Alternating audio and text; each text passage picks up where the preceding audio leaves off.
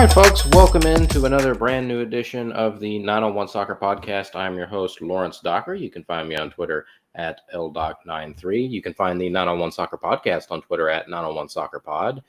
Search 901 Soccer on Facebook. We'll pop right up, and search Bluff City Media, as the 901 Soccer Podcast is, in fact, part of Bluff City Media and has been for about a year and a half now. So Bluff City Media at Bluff City_media on Twitter, Bluff City Media on Facebook. And of course, you can always become an insider and subscribe on the website and get into our Discord, where you can see all behind the scenes stuff, chat with like-minded individuals. Today, what we've got for you this is going to be real short and sweet. This is probably going to be one of the shortest episodes in the history of this show. Memphis 901 FC gets a 0-0 draw with the visiting El Paso Locomotive. I have for years tried to fight the notion that soccer is a boring game with 0-0 draws. Unfortunately, Saturday night against El Paso lived up to that billing to a T. There's really not a whole lot for me to talk about. After the game, Coach Glass mentioned how disappointed they were with the result. Said they didn't necessarily feel like they were very good offensively. They, one or two chances they had, they probably needed to put in, and I would agree with that. They had the chances, such as they were. I think 901 FC had two good chances, and I think El Paso had one. So I guess that's where we'll start. Coming into this game, this was really one that you probably needed to win. You didn't need to drop points at home to the worst team in the Western Conference. They've won 3 games all season, and like here's the thing. The me of old, I would have been yelling and screaming and freaking out about this. Part of it is I have faith that this organization, from Coach Glass to the players to Caleb as the acting sporting director, I have faith that they know what they're doing and have a plan and are doing their best to execute said plan. That hasn't always been obvious in the past. I feel like that's fairly obvious now.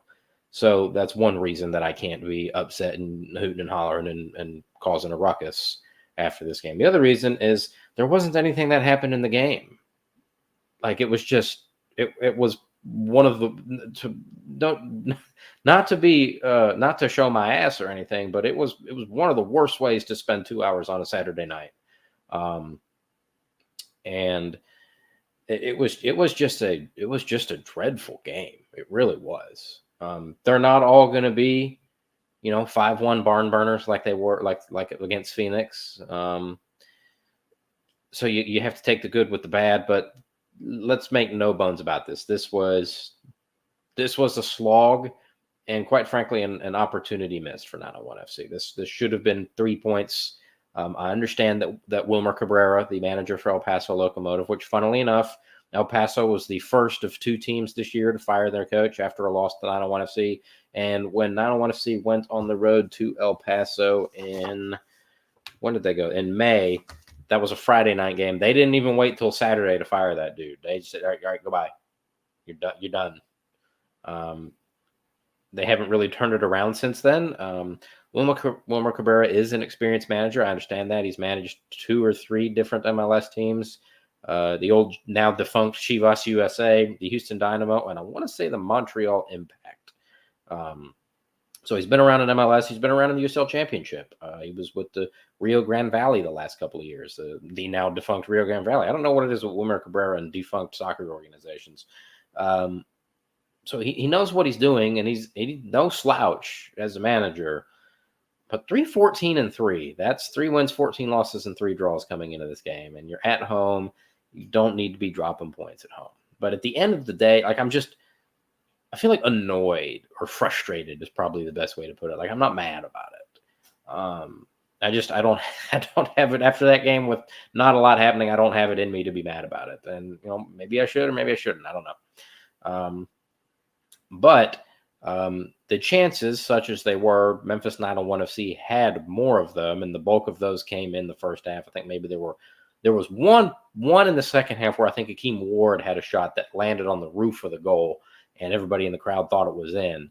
And it was not, unfortunately. But the first half, you had one where the ball's cleared off the line, and then you have one where Knight Pickering is 2 yards off the goal line, and all he's got to do is kind of stick his foot out, and for whatever reason, it doesn't go in the goal. So that's a little bit frustrating, more for him than anybody, I'm sure.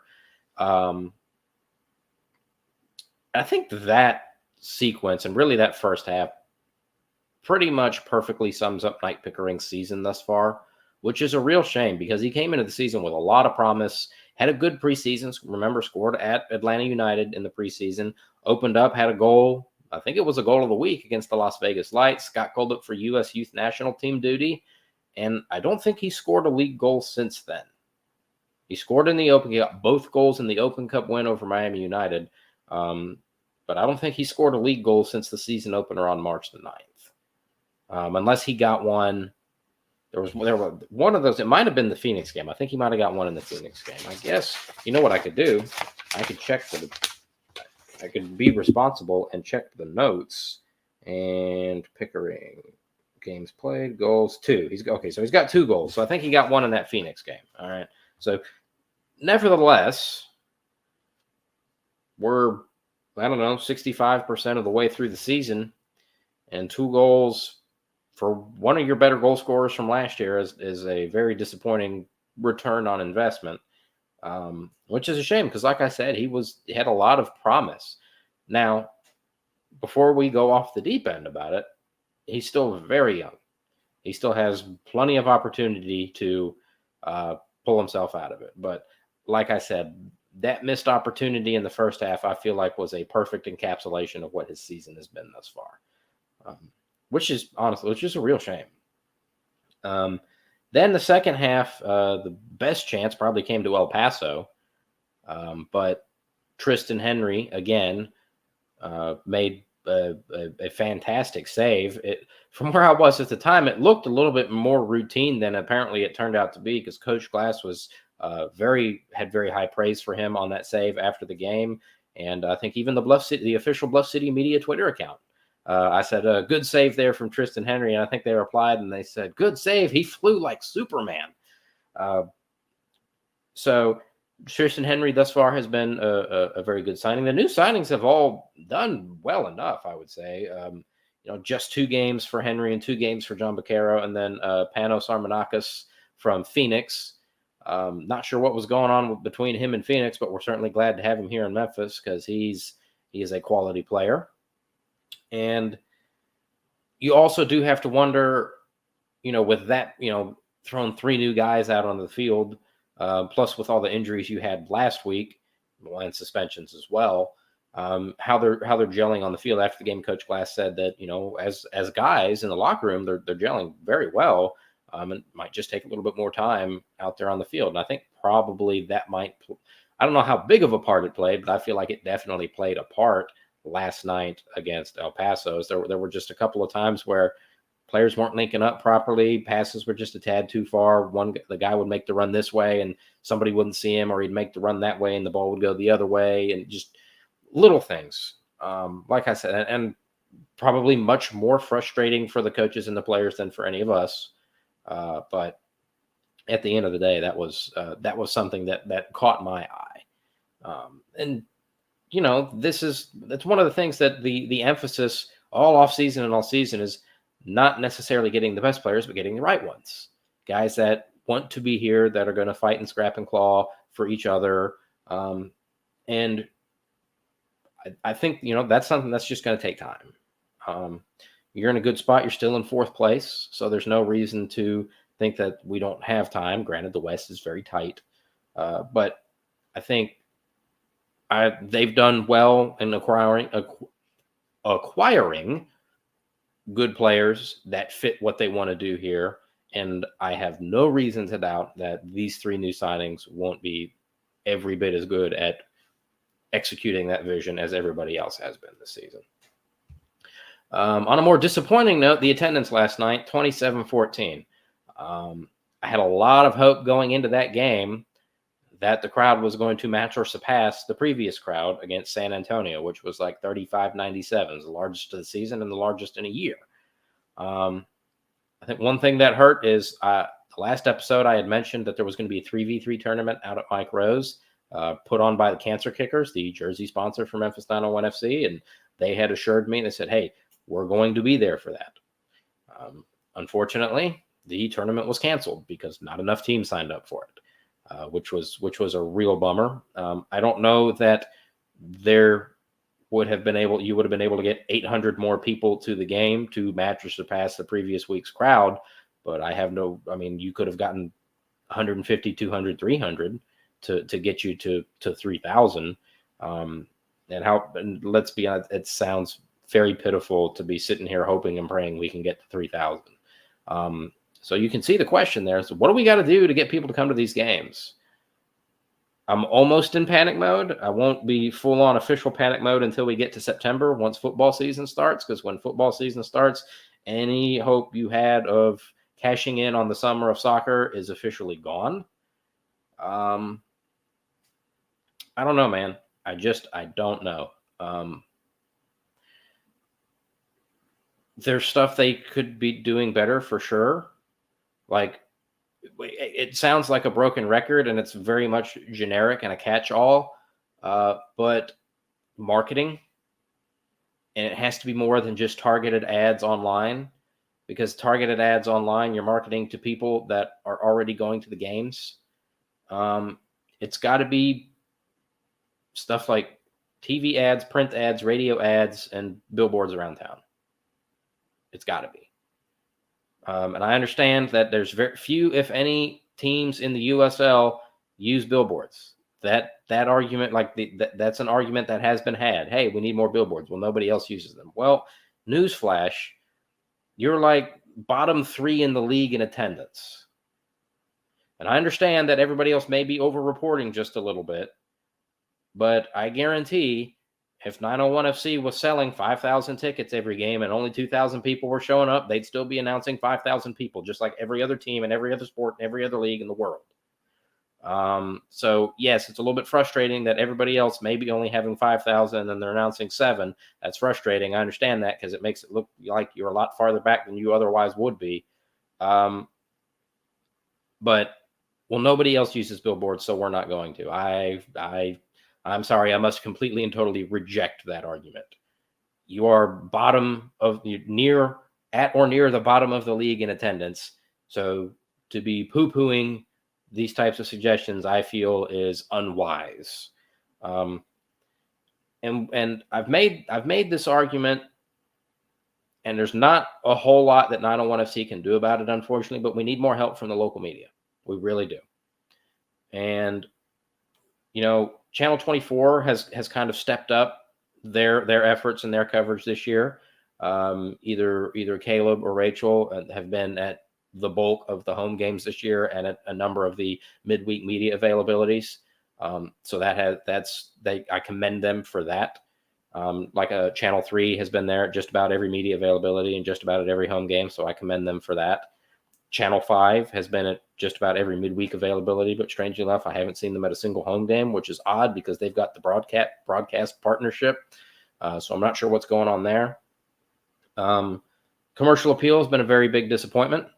Had an interesting conversation Tuesday about why that's the case.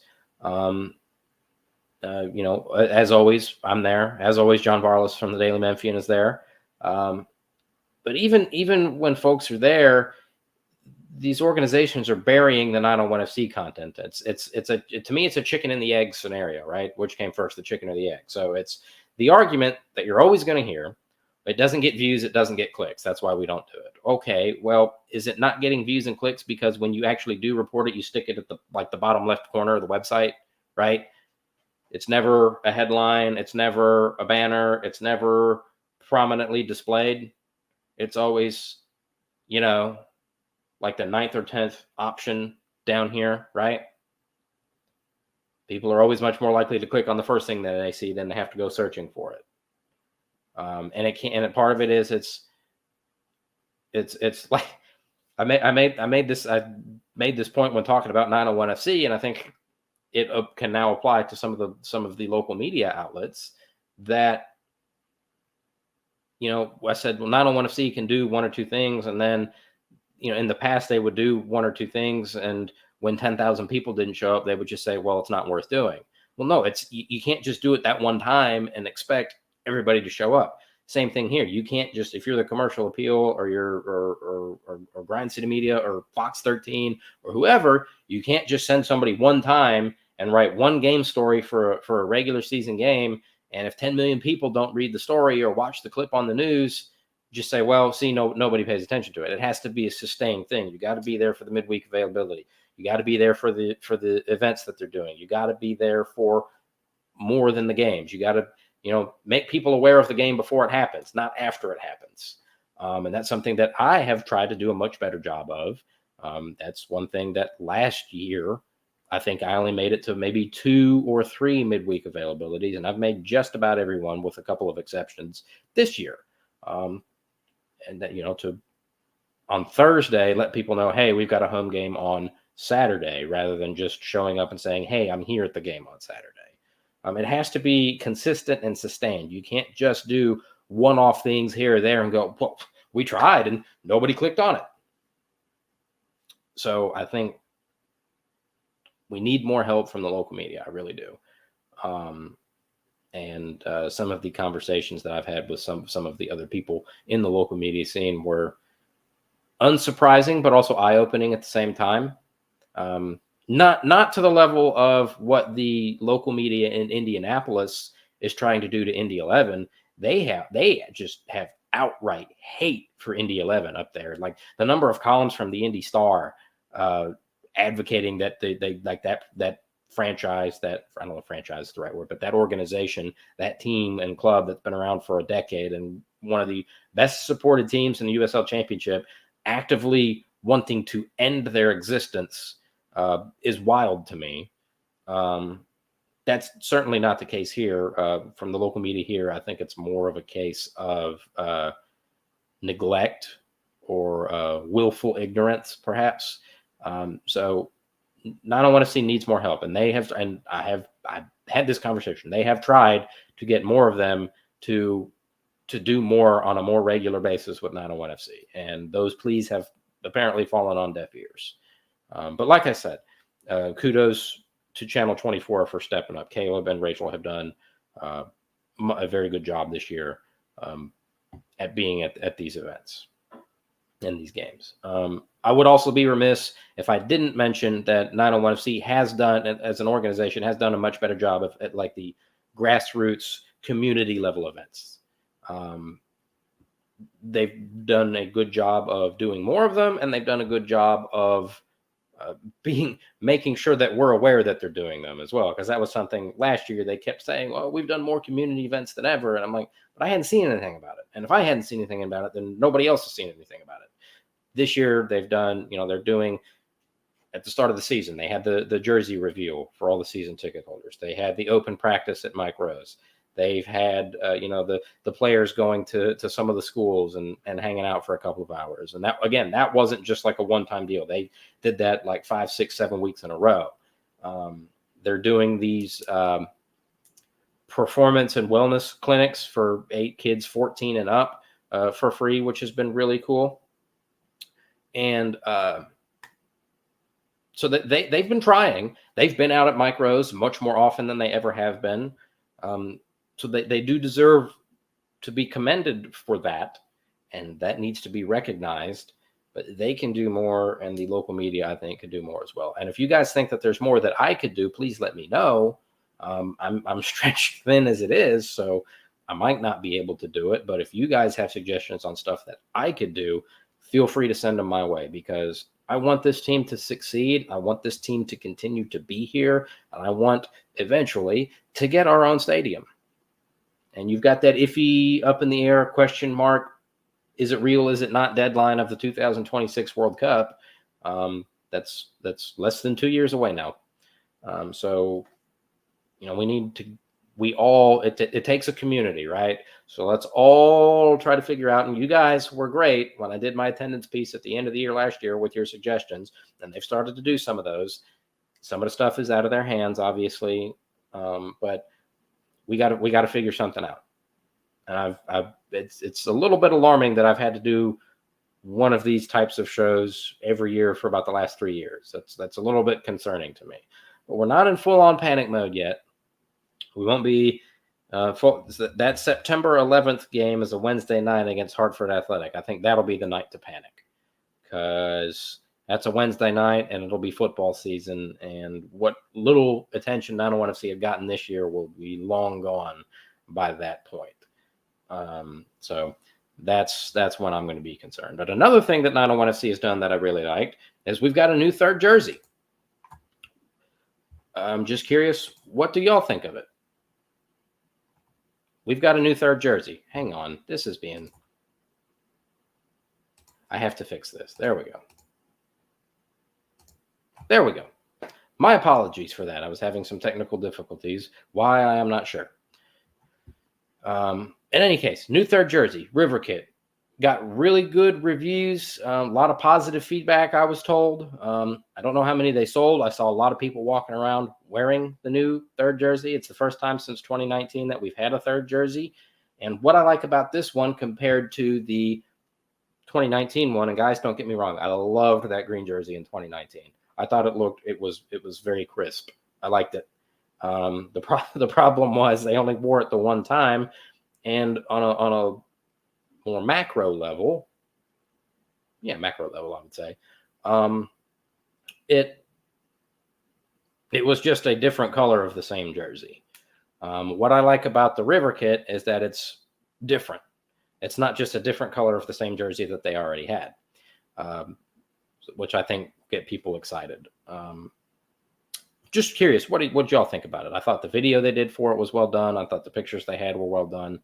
I think the jersey itself is very, very well done. That's one of the things you got to do to A, keep the money rolling in, and B, stay a little bit more relevant than you otherwise would be. New jersey. People, for whatever reason, go wild over the ancillary stuff, like especially in soccer and basketball. I've noticed people go wild over jerseys and shoes. And that's something I will never understand, is the obsession with the shoes. And luckily, we're not there yet with 901FC, but I do like the jersey. Everybody seems to like it. I'm curious if y'all have thoughts about it. Let me know. I thought they were really good. And before we go any further, I do want to give a shout out to one of the big 901FC supporters, Sarah Wells. I do want to say I appreciate.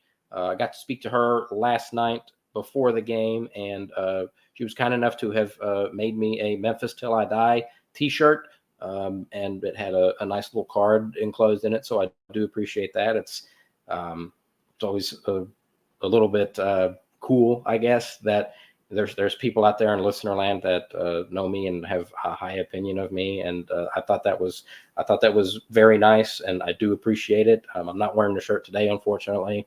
I'll get to it at some point, but it's a cool shirt. I like it. It was a cool little card and had a picture of her and her kids and the 4 Brazilian players. So that was very thoughtful and very nice, and I do appreciate it. So if you are watching, thank you very much. Last thing we want to touch on before we wrap it up today.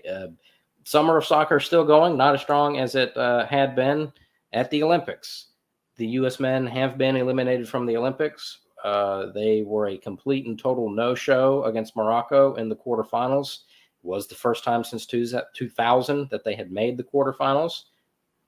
Excuse me. So you got to take the bad with the good with the bad. Before the tournament, I had made an appearance on Sports 56 Mornings with Greg and Eli, and I believe the question was, what's a successful tournament for the men? I said getting out of the group. That was under the impression that we were going to be playing Argentina in the quarterfinal. We did not play Argentina in the quarterfinal, and Morocco is establishing themselves as kind of the preeminent power in Africa. Obviously they had the run to the World Cup semifinals 2 years ago, and they went to the round of 16 of the quarterfinals at the most recent African Cup of Nations. This is a U23 tournament, but they got some talented players on that team. So it's not the fact that we lost that bothered me. It's the fact that we no-showed and just completely and totally laid down and died and showed our ass that bothered me in that game. That's becoming something of an alarming trend at all levels of them on the men's side.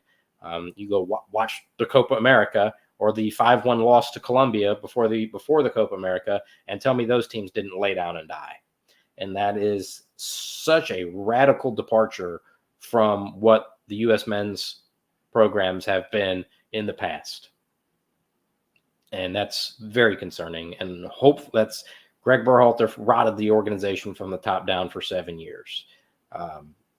So hopefully there's a new manager that can come in and build that back up. And I think Marko Mitrovic, working in such close tandem with Greg Berhalter to build the U23 Olympic roster, came back to bite them. And I think he also, whatever slim to none chance that he had of being the full national team manager, went out the door with the second, third, and fourth goals against Morocco. The counterpoint, the flip side of that coin, is the U.S. women are still alive in the Olympics. They have a semifinal game. They will have played their semifinal game by the time this video posts, but they are still alive. They only have to win one game to get a medal. They have 2 more games, and they only have to win one of them to get a medal. The difference for them is that they have been so good for so long, and they had such a head start on the rest of the world that not getting to the gold medal game is a failure. They have not been to the gold medal game since London in 2012. They were bounced in the quarterfinals in 2016, and they were bronze medal winners 3 years ago in Tokyo. I think they need to at least make the gold medal game for this to have been a successful Olympics. Emma Hayes is now starting to draw the ire of the fans on Twitter, which is both good and bad. She is not above reproach, but she has been consistent in her messaging that continuity. And she's rolled the same lineup out there and has been hesitant to make substitutions. I don't mind the same starting lineups, but the hesitancy to make substitutions puzzles me, considering how small the roster is and how close the games are together. But look, at the end of the day, they're in the semifinals. They had to work for it against Japan. They got all the way to extra time, and it got to a point in extra time where you started thinking maybe this is going to penalties. And we've seen what happens when the U.S. women play Japan in penalties. I think the 2011 Women's World Cup final in Germany. But they found a way to get the win. Trinity Rodman, who is Dennis Rodman's kid, which I don't think is talked about enough. She got the winner, a very good goal. And the U.S. is in the semifinals against Germany. They've already played Germany at this tournament, and they ran them off the field. Something tells me that's probably not going to happen in the Olympic semifinals. But the purpose of the larger point of all of this is that we're in the middle. We are now officially in the middle of the most important stretch of soccer in American history. And if soccer is ever going to truly, quote unquote, make it in this country, and what making it looks like, I still haven't decided, but you're never going to have an opportunity like this ever again. Copa America this year. You've got obviously both men and women in the Olympics this year. You've got the Club World Cup here next year in the U.S. You've got the World Cup here in the U.S. in 2026. And then you've got the Olympics in L.A. in 2028. And as hosts, both U.S. men and women will be there. You're never going to have that much sustained high-level soccer in this country ever again. I mean, that's every summer. And what could have made it even better is the U.S. had announced the joint bid to host the 2027 Women's World Cup with Mexico, and ultimately they decided to back out of that. My gut tells me they want to go head-to-head with China for 2031 and beat them to host it. I don't know. China's hosted 3 Women's World Cups already. Maybe just 2. 2 Women's World Cups, and then after the 2007 Women's World Cup, they hosted the Beijing Olympics. So they were like China was the center of the women's soccer world for 2 years. But 24, 25, 26, 28, it's never going to be that sustained or that good ever again, and you need to capitalize on it. And so I think the U.S. women need to get back to the gold medal game to help. Rising tide lifts all ships, right? More people are going to watch a gold medal game than the bronze medal game. That's just the reality. But I think that's going to do it. Ran a little bit longer than I expected, right about 30 minutes. Okay, cool. All right. So this has been the 901 Soccer Podcast here on Bluff City Media. I'm your host, Lawrence Dockery. I'm on Twitter at LDoc93. 901 Soccer Podcast is on Twitter at 901 Soccer Pod. Bluff City Media is on Twitter at BluffCity_media. We're over on Facebook as well, 901 Soccer, Bluff City Media. And not only am I the leading voice of soccer for Bluff City Media here in Memphis, we've got lots of other stuff. Got, like I mentioned, football season's right around the corner. Tiger football is starting up. A lot of discussion, a lot of stuff about the project going on over at Simmons Bank Liberty Stadium right now. So there's lots of discussion about that. You want to be an insider and get in the Discord, you're more than welcome to do so. Other than that, that's probably going to do it for us here today. Thanks, everybody, for tuning in, and we will talk to you probably in 2 weeks after the game against Tulsa.